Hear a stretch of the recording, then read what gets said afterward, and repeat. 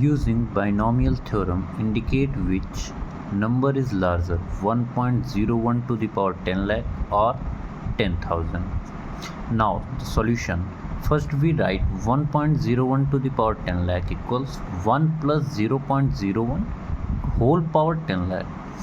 Now we know that a plus b to the power n is in form of combination nc0 a to the power n plus nc1 a to the power n minus 1 into b to the power. That means कि जो number है ये power जो है ये combination form में हम ऐसे लिखेंगे कि ये यहाँ पर आएगी, इसका कॉम्बिनेशन 1 होगा और n माइनस 1 यानी कि इस पावर की माइनस 1 और यहाँ b की पावर 1. यहाँ पर पावर n है तो यहाँ पर b की पावर क्या रहती है 0 और जो b की पावर 0 रहती है उसकी वैल्यू 1 होती है.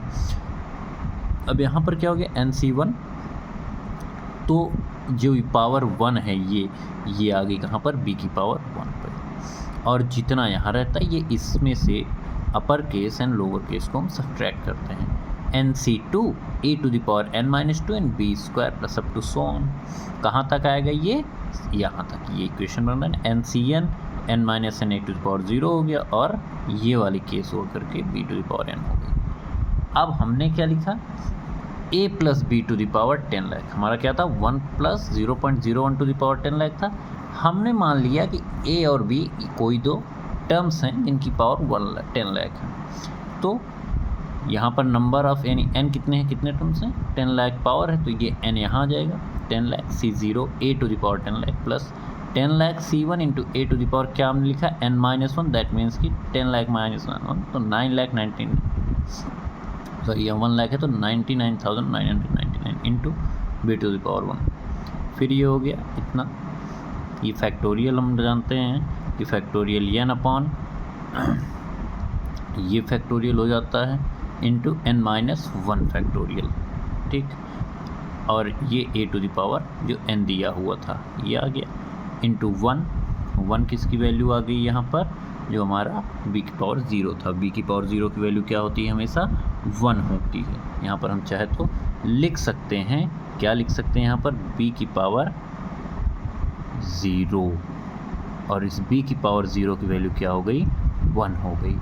फिर ये फैक्टोरियल n अपॉन 1 फैक्टोरियल ये था जो नीचे लोअर केस में, और ये 10 था 1 lakh minus 1 whole factorial into a to the power ये नंबर आ गया और b टू द पावर 1. अब ये फैक्टोरियल और ये इतना माइनस 0 करेंगे तो कैंसिल आउट हो जाएगा. 1 हो गया a to the power 10 lakh plus यहाँ पर जैसे ही फैक्टोरियल को हटाते हैं हम तो 10 लाख इंटू 99,999 और ये नीचे भी है 99,999 फैक्टोरियल, इससे ये कैंसिल हो गया. a टू द पावर 99,999 हो गया इंटू b, क्योंकि b टू द पावर यहाँ पर 1 था.